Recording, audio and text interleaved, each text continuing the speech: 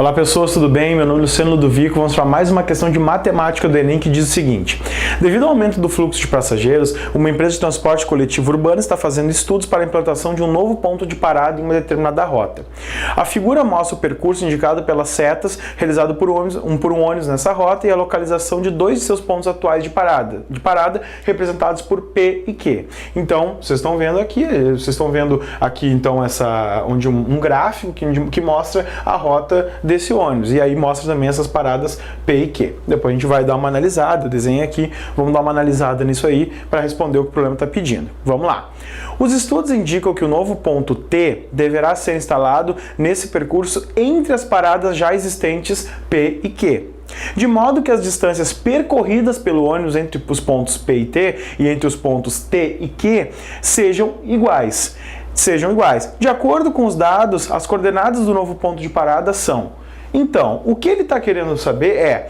Bom, eu tenho aqui um ponto de parada P e um ponto de parada Q. Aqui a gente está vendo então que ele está pegando esse ponto, ele vai pela rua A aqui, vai partindo do ponto P, aí ele pega a rua B, dobra na rua B e chega até o ponto Q. A questão é que ele quer colocar um ponto que seja exatamente no meio da distância, ou seja, exatamente no meio entre P e Q, ou seja, no meio da distância entre elas, né? Então, a primeira coisa que a gente tem que descobrir é qual a distância entre P e Q.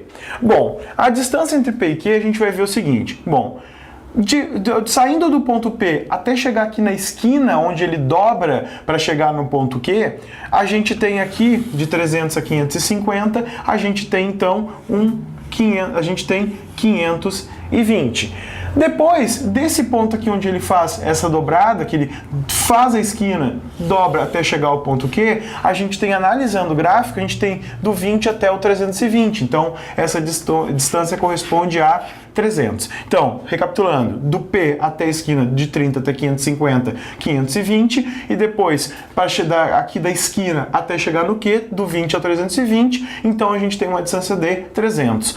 Somando essas duas distâncias, a gente tem o quê? 520 mais 300, isso aqui vai dar então uma distância de 820.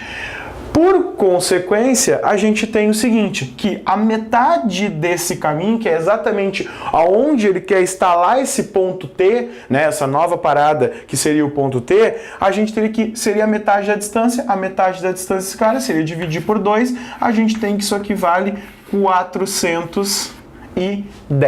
Ou seja, a metade da distância entre P e Q vai ser 410. O que acontece? Então quer dizer que que o ponto T ele tem que estar a uma distância de 410 em relação ao ponto P.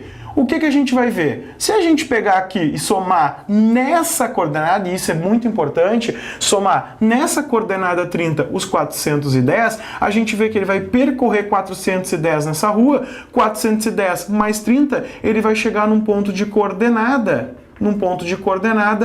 440. E isso é uma coisa bem interessante. Então, ele vai percorrer 410, que é a metade do caminho entre P e Q, ou seja, da distância percorrida por ele. Então, eu vou ter o quê? 410 mais 30, 440. E esse 440 vai ficar exatamente em linha reta com esse ponto P. Então, a questão é, quais vão ser as coordenadas desse ponto T que a gente descobriu agora? Vai ser 440 em X e 20 em Y. Por quê? Porque o 20? Porque ele vai ter a mesma coordenada em Y, que P, porque eles estão aqui em linha reta. Então, recapitulando tudo, 820 é a distância entre P e Q.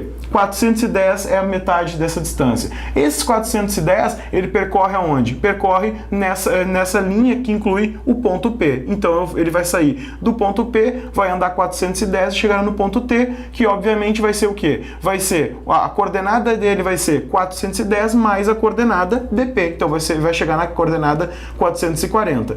Bom, essa coordenada 440 em X dele vai estar em linha reta com P, então ele vai ter a mesma coordenada em Y do P. Então eu vou ter uma coordenada 440 e 20 e isso vai corresponder então à alternativa E.